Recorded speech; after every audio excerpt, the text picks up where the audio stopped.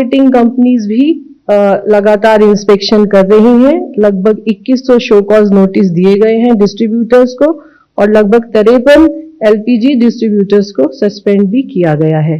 धन्यवाद। Thank you. Now we'll take updates from Shipping Ministry. Namaskar. Ministry of Port Shipping and Waterways has regularly meeting with stakeholders.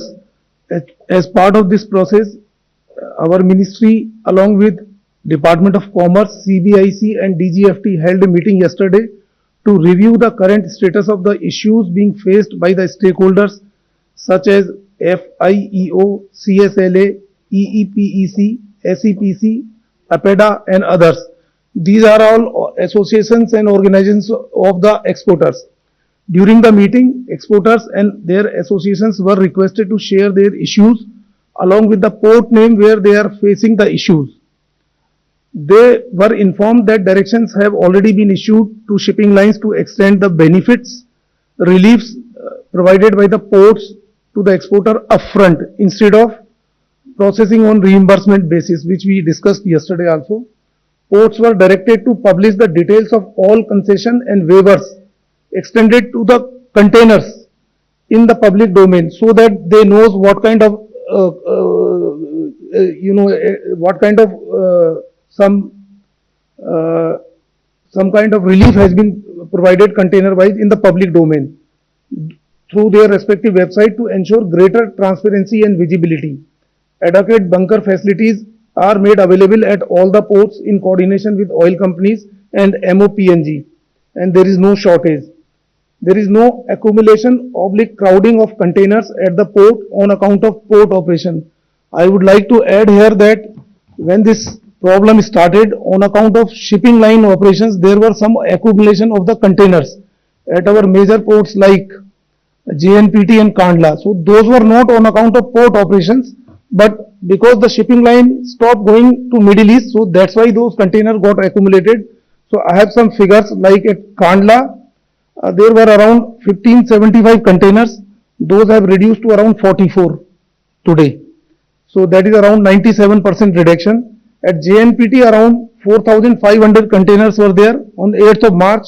So that has reduced to 394 today. So that is around 92% reduction. And similarly, reefer containers, which were 1200 on that day, now it has reduced to 8 today. So that is 99% reduction.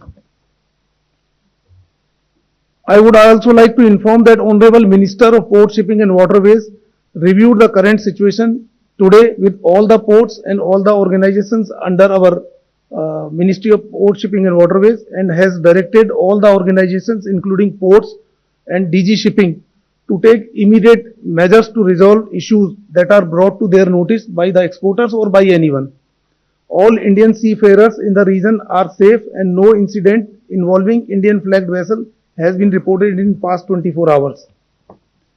At DG Shipping Control Room, in the past 24 hours, around 198 calls and 319 emails have been received. And the ministry has facilitated the safe repatriation of more than 1927 Indian seafarers so far, including 124 in the last 24 hours.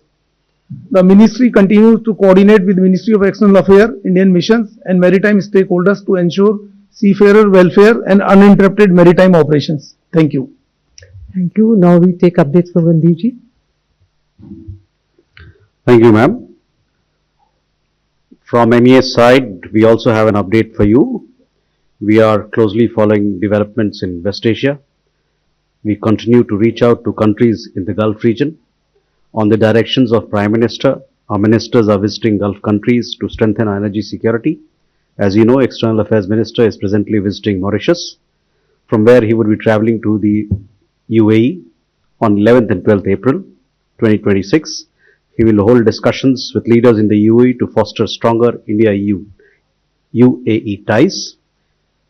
Even as we work to strengthen our energy security, we are also providing support to our neighboring countries as per their request to meet their energy needs. You would have seen that we supplied 38 metric tons of petroleum product to Sri Lanka 2 weeks ago. We are finalizing a government-to-government agreement for the supply of oil and gas, which will play an important role in reinforcing energy security of Mauritius. Leaders of both countries have expressed appreciation for Prime Minister Shri Narendra Modi's support to them during the West Asia crisis. Let me also brief you on the visit of Minister of Petroleum. Our Minister of Petroleum is visiting, as you know, Qatar on 9th and 10th April. Presently, he is in Qatar. Qatar is an important supplier of energy to India. He has had engagements with his Qatari counterpart. A press release has also been issued on the visit, so you can look up for details there.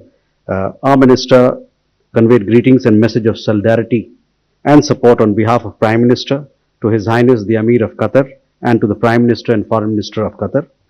Qatar Energy Minister reaffirmed Qatar's commitment to remain a reliable energy supplier and looked forward to continuing and strengthening energy relations and cooperation with India. Thank you. Thank you. Asim ji. Good afternoon. We continue to monitor the developments in the Gulf and West Asia region. Our special control room in the ministry is operational and is working in tandem with our missions. We are in regular touch with the state governments and union territories to share information and coordinate our efforts. Our efforts remain focused on ensuring the safety, security and welfare of the large Indian community in the region.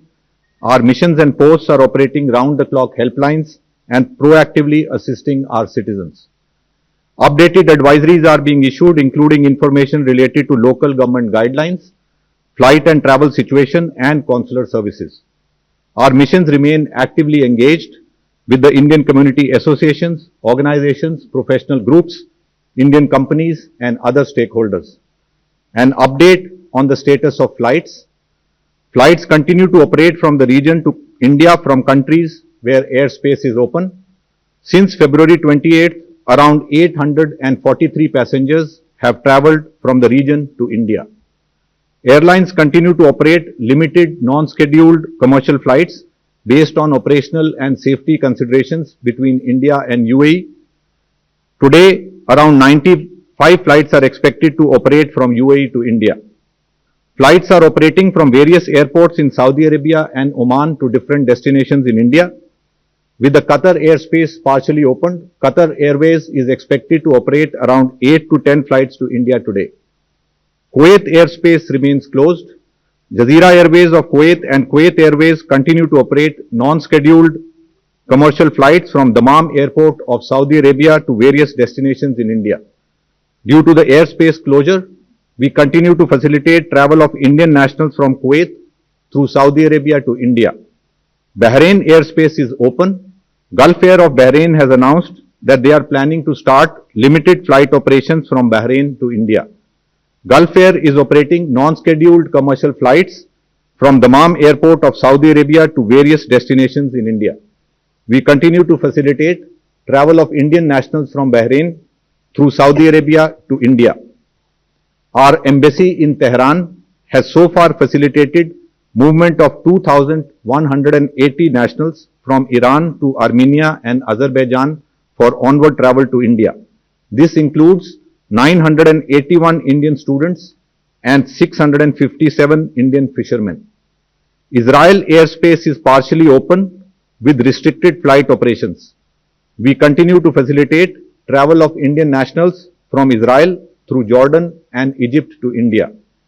Iraq airspace is open with restricted flight operations. We continue to facilitate travel of Indian nationals from Iraq through Jordan and Saudi Arabia to India.